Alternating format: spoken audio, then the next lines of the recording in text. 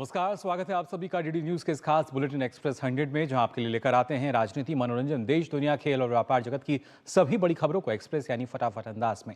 मैं हूं मुकुल शर्मा और आइए अब खबरें देखते हैं तेज रफ्तार से। ब्रुनेई की सफल यात्रा के बाद प्रधानमंत्री नरेंद्र मोदी अगले पड़ाव में सिंगापुर के लिए रवाना हो गए हैं। प्रधानमंत्री की सिंगापुर यात्रा से दोनों देशों के बीच आर्थिक और सांस्कृतिक संबंधों को मजबूती मिलेगी। इससे पहले प्रधानमंत्री नरेंद्र मोदी ने आज सुबह अपनी ब्रुनेई यात्रा के दौरान सुल्तान हाजी हसन बल्किया और उनके करीबी परिवार के सदस्यों से मुलाकात की। ब्रुनेई के सुल्तान ने पीएम मोदी का गर्मजोशी से स्वागत किया। सुल्तान का आवासीय परिसर गिनीज बुक रिकॉर्ड के मुताबिक दुनिया का सबसे बड़ा महल है। हाजी हसन साल 1967 से सुल्तान है और 1984 में अंग्रेजों से आजादी मिलने के बाद प्रधानमंत्री भी हैं।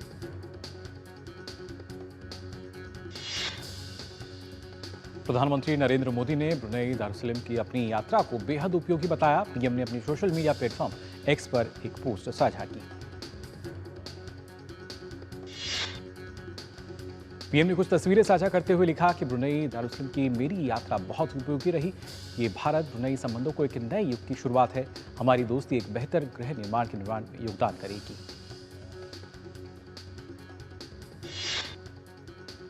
भारत और ब्रुनेई के बीच, दोनों देशों के बीच प्रतिनिधिमंडल स्तर की वार्ता हुई। इस दौरान दोनों देशों के बीच समझौता ज्ञापन पर हस्ताक्षर और आदान प्रदान हुआ।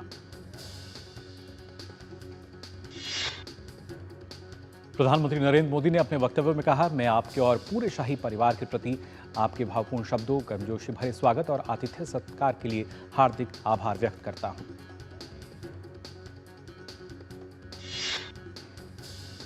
पीएम ने कहा, मैं 140 करोड़ भारतीयों की ओर से स्वतंत्रता की 40वीं वर्षगांठ पर आपको और ब्रुनेई के लोगों को शुभकामनाएं देता हूं। हमारे बीच सदियों पुराने सांस्कृतिक संबंध हैं।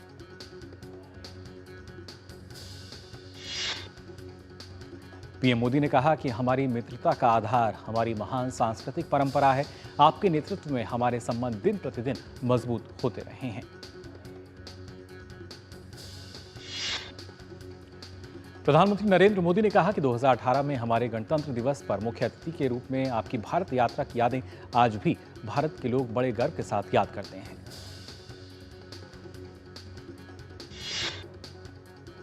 पीएम ने कहा कि मुझे बेहद खुशी है कि मुझे आपने अपने तीसरे कार्यकाल की शुरुआत में ही ब्रुनेई की यात्रा करने और आपके साथ भविष्य पर चर्चा करने का अवसर मिला।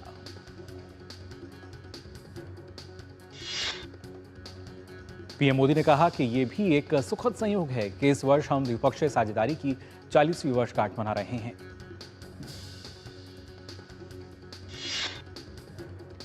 भारत की एक्ट ईस्ट पॉलिसी और इंडो पैसिफिक विजन में ब्रुनेई का एक महत्वपूर्ण भागीदार होना हमारे लिए उज्जवल भविष्य की गारंटी है, ये कहा पीएम मोदी ने।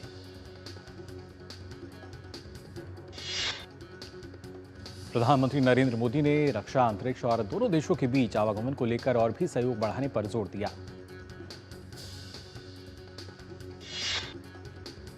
केंद्रीय गृह और सहकारिता मंत्री अमित शाह की उपस्थिति में आज भारत सरकार, त्रिपुरा सरकार, national liberation front of Tripura और ऑल त्रिपुरा टाइगर्स फोर्स के प्रतिनिधियों के बीच एक समझौता ज्ञापन पर हस्ताक्षर किए जाएंगे। त्रिपुरा के मूल निवासियों की समस्याओं का स्थायी समाधान निकालने के लिए केंद्रीय गृह मंत्री अमित शाह की मौजूदगी में इसी साल मार्च माह के दौरान त्रिपुरा और केंद्र सरकार के बीच एक त्रिपक्षीय समझौते पर भी हस्ताक्षर किए गए थे। सरकार को उम्मीद है कि इस तरह के समझौते से क्षेत्र में हिंसा और संघर्ष पर विराम लगेगा और शांति बहाली हो सकेगी। नई दिल्ली में अंतर्राष्ट्रीय ग्रीन हाइड्रोजन सम्मेलन का आयोजन होने जा रहा है। ये सम्मेलन भारत मंडपम में 11 से 13 सितंबर तक आयोजित किया जाएगा।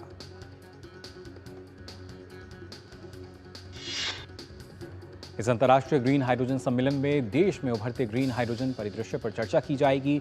ये मंच ग्रीन हाइड्रोजन पर चर्चा के लिए मंच उपलब्ध कराने का काम करेगा। इसके साथ ही ये सम्मेलन वैश्विक वैज्ञानिक समुदाय और उद्योग जगत के नेताओं के बीच संबंधों को सुगम भी बनाएगा।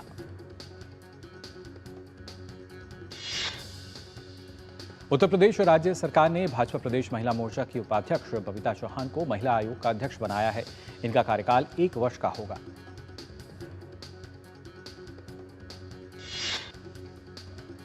साथ ही पूर्व मुख्यमंत्री स्वर्गीय मुलायम सिंह यादव की छोटी बहू अपर्णा यादव और गोरखपुर की पूर्व मेयर मंजू चौधरी बहू चारू चौधरी को महिला आयोग का उपाध्यक्ष नामित किया गया है।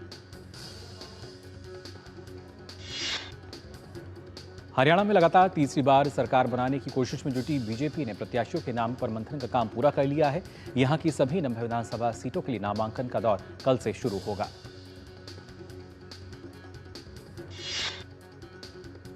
माना जा रहा है कि आज बीजेपी अपने प्रत्याशियों की पहली सूची जारी कर सकती है। सूत्रों के अनुसार पहली सूची में करीब 70 प्रत्याशियों के नाम होंगे। कांग्रेस भी आज अपने प्रत्याशियों की पहली सूची जारी कर सकती है। दरअसल हरियाणा में आम आदमी पार्टी के साथ उसका गठबंधन तय है, लेकिन सीट शेयरिंग पर मामला अटका हुआ है।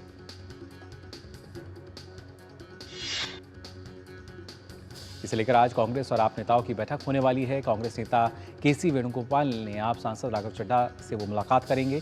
सूत्रों से मिल रही जानकारी के अनुसार कांग्रेस से आप ने 10 सीटों की मांग की है। वहीं जम्मू कश्मीर विधानसभा चुनाव के लिए पहले चरण के लिए प्रचार तेज हो चला है। इस चरण में 18 सितंबर को मतदान होगा। कांग्रेस नेता राहुल गांधी आज रामबन और अनंतनाग जिलों में प्रचार अभियान की शुरुआत कर रहे हैं। अनुच्छेद 370 हटाए जाने के बाद हो रहे पहले विधानसभा चुनाव में जीत के लिए सभी दलों ने ताकत झोंक दी है। बीजेपी ने प्रत्याशियों की घोषणा के बाद अपनी रणनीति पर काम शुरू कर दिया है।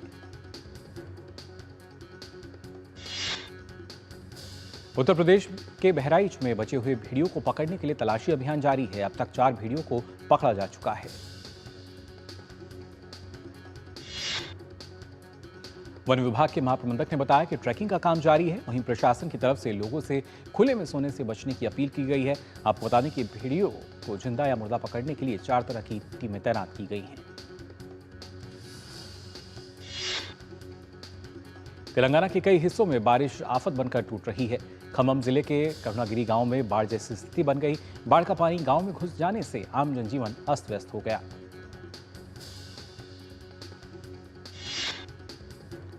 वहीं राज्य भर में भारी बारिश से जुड़ी घटनाओं में अब तक 16 लोगों की मौत हो चुकी है और कई लोगों के बह जाने की भी संभावना है। राज्य भर में 110 राहत शिविर लगाए गए हैं और 4000 से अधिक बाढ़ पीड़ितों को सुरक्षित स्थान पर विस्थापित किया गया है। भारी बारिश के कारण 5000 करोड़ से ज्यादा की संपत्ति का नुकसान हुआ है। इसके साथ ही एनडीआरएफ और स्थानीय प्रशासन युद्ध स्तर पर राहत और बचाव कार्य में जुटा हुआ है।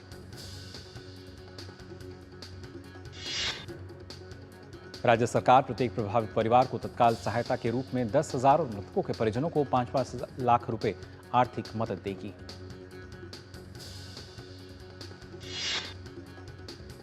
इस बीच मौसम विभाग ने कई जिलों में बारिश की संभावना भी जताई है। वहीं तेलंगाना में भाजपा नेता पोंगुलेटी सुधाकर रेड्डी ने राज्य सरकार पर राहत और बचाव कार्य में विफल होने का आरोप लगाया।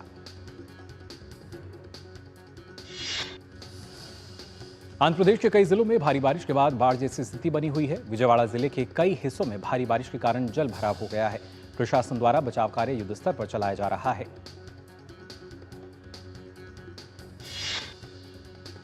विजयवाड़ा में बाढ़ प्रभावित क्षेत्रों में एनडीआरएफ की टीम रेस्क्यू में जुटी हुई है। एनडीआरएफ की टीम ड्रोन और हेलीकॉप्टर के जरिए दूध, पानी, बिस्किट जैसी खाद्य सामग्री बाढ़ प्रभावित इलाकों तक पहुंचा रही है। गुजरात में भारी बारिश का सिलसिला जारी है। मौसम विभाग ने राज्य के कच्छ, बनासकांठा, पाटन और मेहसाणा समेत कई जिलों के लिए बारिश का येलो अलर्ट जारी किया है। देश भर में श्री गुरु ग्रंथ साहिब के प्रकाश पर्व का जश्न शुरू हो गया है। इसी अवसर पर अमृतसर के स्वर्ण मंदिर में श्री गुरु ग्रंथ साहिब का प्रकाश उत्सव मनाया गया। प्रकाश पर्व के लिए खासतौर पर स्वर्ण मंदिर को फूलों से सजाया गया। धार्मिक मान्यता के अनुसार सिख धर्म में 10वें गुरु गोविंद सिंह के बाद गुरु ग्रंथ साहिब को ही गुरु के रूप में माना जाता है। आज सपाट कारोबार के साथ भारतीय शेयर बाजार ने शुरुआत की। बीएसई सेंसेक्स 567 अंक की गिरावट के साथ 81,988 पर खुला, जबकि एनएससी निफ्टी 185 अंक फिसलकर 25,094 पर खुला। विश्व बैंक ने कृषि क्षेत्र और ग्रामीण मांग में सुधार के दम पर चालू वित्त वर्ष 2024 और 25 में भारतीय अर्थव्यवस्था की वृद्धि दर 7% रहने का अनुमान जताया है। भारतीय जीडीपी की रफ्तार दुनिया की प्रमुख अर्थव्यवस्थाओं के मुकाबले सबसे तेज बनी हुई है। इसे कृषि क्षेत्र, ग्रामीण मांग, निजी खपत और निवेश से समर्थन मिल रहा है।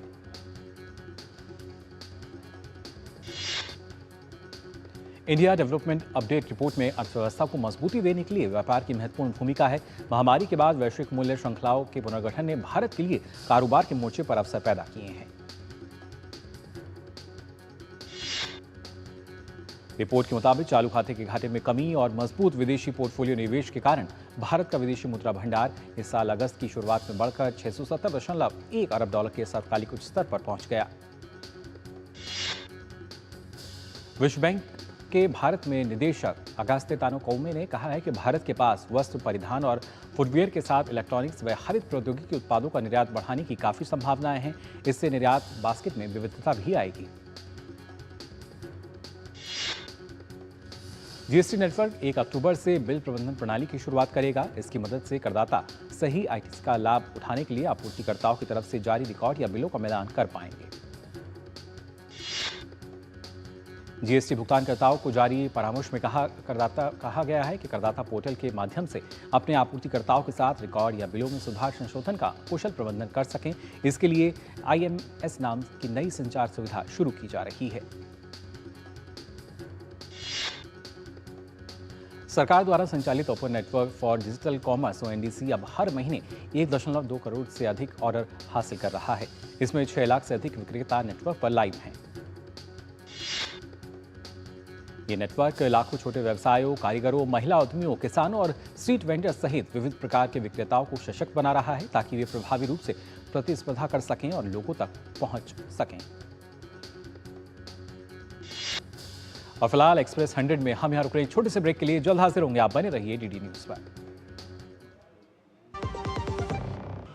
छोटे किसानों की शक्ति, कोऑपरेटिव की शक्ति और भारतीय नस्ले पशुओं की शक्ति मिलकर एक अलग ही ताकत बनती है। इस ताकत को बढ़ाने और डेयरी के विकास में जुड़े पशुपालकों, तकनीशियनों व डेयरी सहकारी समितियों को प्रोत्साहित करने के उद्देश्य से पशुपालन एवं डेयरी विभाग दे रहा है राष्ट्रीय गोपाल रत्न पुरस्कार, जिसमें इस बार से पूर्वोत्तर क्षेत्र को भी शामिल किया जा रहा है। आवेदन के लिए awards.gov.in पर जाएं या अपने नजदीकी कॉमन सर्विस सेंटर, पशु चिकित्सालय या पशुपालन और डेयरी विभाग से संपर्क करें।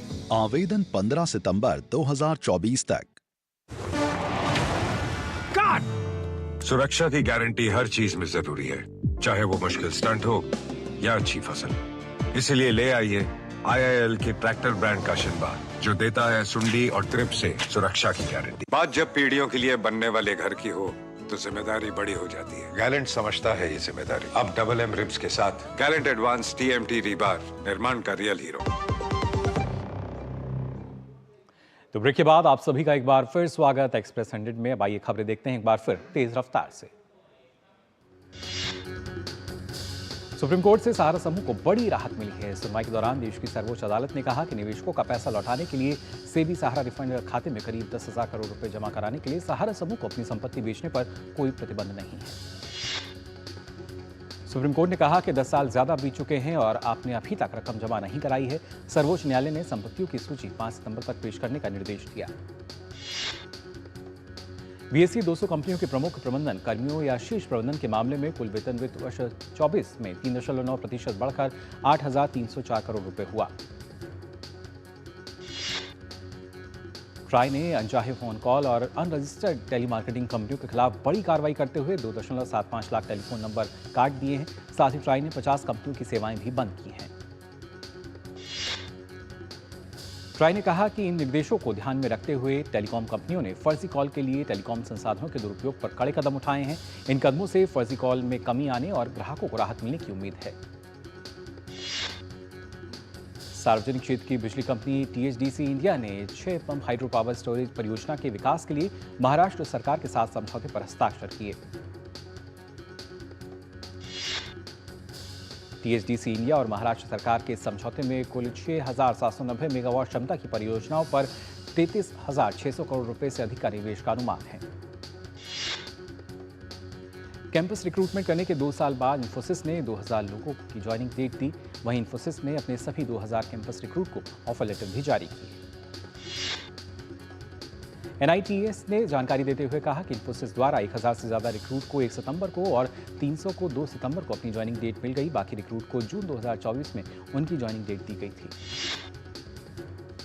एयर इंडिया ने अपने ऐप AEYE विजन फीचर पेश किया है। AEYE विजन पैसेंजर्स को अपने टिकट, बोर्डिंग पास या बैगेज टैग पर एक कोड स्कैन कर flight detail, boarding pass, baggage की स्थिति और भोजन विकल्पों तक पहुंचाने में परमिशन देता है। एयर इंडिया की ये नई सुविधा आर्टिफिशियल इंटेलिजेंस पर आधारित कंप्यूटर विजन तकनीक से संचालित है। ये यात्रा से जुड़ी सूचना वास्तविक समय पर मुहैया कराता है। हाल के दिनों में यात्रियों के सामान से संबंधित शिकायतों पर एयर इंडिया ने खूब सामना किया है। रूस के साथ संघर्ष के बीच यूक्रेन में देर रात 4 मंत्रियों ने इस्तीफा दे दिया है। जेलेंस्की सरकार में संभावित फेरबदल से पहले मची उथल-पुथल के बीच हथियार प्रमुख के साथ 4 यूक्रेनी मंत्रियों ने अपने पद से इस्तीफा दिया। इस साल की शुरुआत में बर्खास्तगी के बाद सामरिक उद्योग मंत्री अलेक्जेंडर कमिशिन, उप प्रधानमंत्री ओला स्टेफनिशना और न्याय, पर्यावरण और पुनर्एकीकरण मंत्रियों के इस्तीफे से कैबिनेट का 1/3 से अधिक हिस्सा खाली हो गया है। अमेरिका के टेक्सास में भारी बारिश के कारण विभिन्न स्थानों पर अचानक आई बाढ़ की स्थिति। टेक्सास के लोगों से बाढ़ग्रस्त सड़कों से बचने का आग्रह किया गया है, क्योंकि राष्ट्रीय मौसम सेवा ने पश्चिमी मध्य टेक्सास के लिए बाढ़ की चेतावनी जारी की है। संयुक्त राष्ट्र के महासचिव एंटोनियो गुटेरेस 4 से 6 सितंबर तक होने वाले चीन अफ्रीका सहयोग मंच के 2024 शिखर सम्मेलन के लिए शंघाई से बीजिंग पहुंचे। एंटोनियो गुटेरेस ने कहा कि चीन अफ्रीका सहयोग अफ्रीका के विकास के लिए एक महत्वपूर्ण मंच है और दक्षिण सहयोग का मूल भी है, जो सतत विकास के लिए संयुक्त राष्ट्र 2030 के एजेंडे और अफ्रीकी संघ के एजेंडे 2063 लक्ष्यों के साथ संरेखित है। उत्तरी फ्रांस से ब्रिटेन पहुंचने का प्रयास कर रहे प्रवासियों को ले जा रही एक नाव इंग्लिश चैनल में दुर्घटनाग्रस्त हो गई, जिसमें 12 लोगों की खतरनाक जलमार्ग में डूबने के कारण मौत हो गई। फ्रांसीसी गृह मंत्री गराल ने कहा कि 2 और लोगों को खोजने के लिए बचाव अभियान जारी है। उन्होंने कहा कि आपातकालीन सेवाएं लापता लोगों को ढूंढने और पीड़ितों की देखभाल करने का काम कर रही हैं। इस्लामिक स्टेट समूह ने बताया है कि उसने अफगानिस्तान की राजधानी काबुल में आत्मघाती हमला किया है, जिसमें 6 लोग मारे गए। इस्लामिक स्टेट ने बताया कि उसने तालिबान सरकार की अफयूज सेवा को भी निशाना बनाया है। काबुल शहर की पुलिस के मुताबिक विस्फोट में कम से कम 6 लोगों की मौत हो गई, जबकि 13 अन्य घायल हो गए। कांगो की राजधानी की एक मुख्य जेल को तोड़कर भागने की कोशिश के दौरान 129 कैदियों की मौत हो गई। इनमें से ज्यादातर की जान भगदड़ में गई। जेल में क्षमता से अधिक थे कैदी। पेरिस पैरालंपिक 2024 में भारत का शानदार प्रदर्शन जारी है। भारत के लिए मेंस जेवलिन थ्रो में F46 वर्ग में अजीत सिंह ने रजत पदक हासिल किया। अजीत सिंह ने 65.62 मीटर के थ्रो के साथ सिल्वर मेडल पर अपना कब्जा जमाया। वहीं इस प्रतियोगिता का कांस्य पदक भी भारत के नाम रहा। सुंदर सिंह गुर्जर ने 64.96 मीटर के थ्रो के साथ ब्रॉन्ज मेडल पर अपना कब्जा जमाया। पेरिस पैरालंपिक के हाई जंप T63 मुकाबले में भी भारतीय खिलाड़ियों ने रजत और कांस्य पदक अपने नाम कर लिए। शरद कुमार ने 1.88 मीटर की जंप के साथ सिल्वर पर अपना कब्जा जमाया। वहीं हाई जंप प्रतियोगिता का कांस्य पदक भी भारत के नाम रहा। मरियप्पन ने 1.85 मीटर की जंप के साथ ब्रॉन्ज मेडल अपने नाम किया।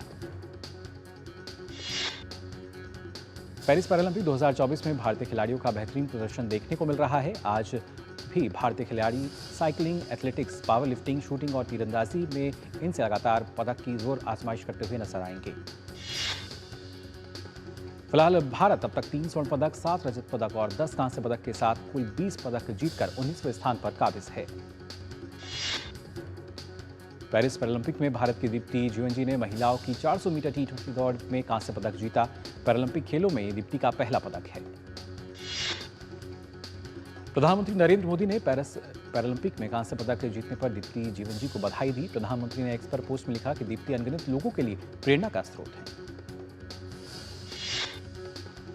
प्रधानमंत्री नरेंद्र मोदी ने पेरिस पैरालंपिक में पदक जीतने वाले भारतीय खिलाड़ी योगेश कथुनिया, सुमित अंतिल, शीतल देवी और राकेश कुमार से फोन पर बात की। प्रधानमंत्री ने इन सभी खिलाड़ियों को पदक जीतने पर बधाई दी। पेरिस पैरालंपिक में भारत की शूटर अवनी लेखरा दूसरा मेडल जीतने से चूक गईं। अवनी लेखरा 50 मीटर राइफल की 3 पोजीशन के फाइनल में 5वें स्थान पर रहीं। भारतीय महिला शॉटपुट खिलाड़ी Bhagyashree M Jadhav Paris Paralympic 2024 खेलों में महिलाओं की शॉटपुट F34 स्पर्धा के फाइनल में पदक से चूक गईं। भारतीय पुरुष hockey team Asian champions trophy में भाग लेने के लिए चीन के लिए रवाना हो गई है। 8 सितंबर को ये प्रतियोगिता शुरू होगी। एशियन चैंपियंस ट्रॉफी में भारत अपने अभियान की शुरुआत 8 सितंबर को मेजबान चीन के खिलाफ करेगा। 14 सितंबर को भारत का सामना पाकिस्तान से होगा। जर्मनी के हनोवर में चल रही दूसरी विश्व बाधिन निशानेबाजी चैंपियनशिप में भारत की प्रांजलि धूमल ने महिलाओं की 25 मीटर पिस्टल इवेंट में कांस्य पदक पर निशाना साधा। ये उनका प्रतियोगिता में लगातार दूसरा पदक है। नताशा जोशी और मोहम्मद वानिया की जोड़ी ने इसी स्पर्धा का रजत पदक जीतने में सफलता हासिल की। वहीं 10 metre air pistol mix team में भारत ने रजत पदक जीता। साल के चौथे ग्रैंड स्लैम यूएस ओपन में अमेरिका के फ्रांसिस टिफोए की जीत का दौर जारी है। टिफोए ने क्वार्टर फाइनल मैच में ग्रिगोर डामित्रोवा को हराकर सेमीफाइनल में प्रवेश किया। इटली के यानिक सिनर ने यूएस ओपन के क्वार्टर फाइनल में जगह बना ली है। यूएस ओपन के पुरुष वर्ग में खेले गए एक अन्य मैच में सिनर ने जर्मनी के अलेक्जेंडर ज्वेरेव को हराया। वहीं महिला वर्ग में आर्यन सबलेंका ने खुद को जीत के साथ सेमीफाइनल में पहुंचाया। सबलेंका ने क्वार्टर फाइनल मैच में चीन की खिलाड़ी को 6-1, 6-2 से आसान अंतर से हराया। ओलंपिक 2024 में देश का नाम रोशन करने वाली मनु भाकर जल्द ही छोटे पर्दे के चर्चित शो कौन बनेगा करोड़पति के 16वें सीजन में नजर आएंगी। शो में महिला निशानेबाज अपने जीवन से जुड़ी दिलचस्प बातें भी लोगों के साथ साझा करेंगी। यौन उत्पीड़न मामले में अभिनेता सिद्दीकी के बाद अब निर्देशक रंजीत भी गिरफ्तारी से बचने के लिए केरल हाईकोर्ट पहुंच गए हैं। उन्होंने अग्रिम जमानत याचिका दायर करते हुए कहा कि उन पर लगे सभी आरोप बेबुनियाद हैं। मशहूर मलयालम अभिनेता निवेन पॉली पर नेरियामंगलम की एक महिला ने यौन उत्पीड़न का आरोप लगाया है। इस मामले में 6 आरोपी शामिल हैं। अर्जुन कपूर और Bhumi Pednekar starrer the lady killer पिछले साल नवंबर में सिनेमाघरों में रिलीज हुई थी। 11 महीनों के बाद अजय बहल निर्देशित ये फिल्म यूट्यूब पर उपलब्ध है। Series IC-814 the Kandahar hijack के विवादों पर नेटफ्लिक्स इंडिया का एक बड़ा फैसला लेते हुए सीरीज में बदलाव की तैयारियों का संदेश दिया है।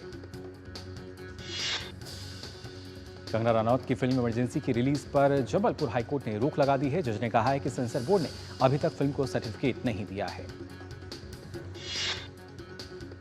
करीना कपूर खान अब अपनी अपकमिंग फिल्म में एकदम नए अवतार में दिखाई देने वाली हैं। टीजर के बाद अब मेकर्स की ओर से इस अपकमिंग सस्पेंस थ्रिलर का ट्रेलर भी जारी कर दिया गया है। साउथ एक्टर जूनियर NTR ने आंध्र प्रदेश और तेलंगाना में बाढ़ पीड़ितों की मदद के लिए मुख्यमंत्री राहत कोष में 50-50 लाख रुपए दान देने की घोषणा की है। Malayalam film actor Fahadh film Imtiaz Ali की अगली फिल्म के साथ बॉलीवुड में करने वाले हैं डेब्यू। अपनी अगली फिल्म के लिए इम्तियाज अली फहद फसल से बातचीत कर रहे हैं। बॉक्स ऑफिस पर 500 करोड़ के क्लब में शामिल होने के बाद फिल्म स्त्री 2 सबसे ज्यादा कमाई करने वाली शीर्ष 5 हिंदी फिल्मों में भी शामिल हो चुकी है।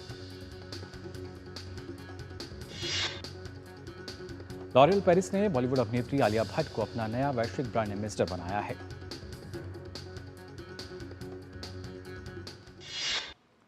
तो फिलहाल के लिए एक्सप्रेस हैंडल में बस इतना ही, लेकिन देश और दुनिया की तमाम खबरों के लिए आप देखते रहिए DD न्यूज। मुझे दीजिए अनुमति। नमस्कार।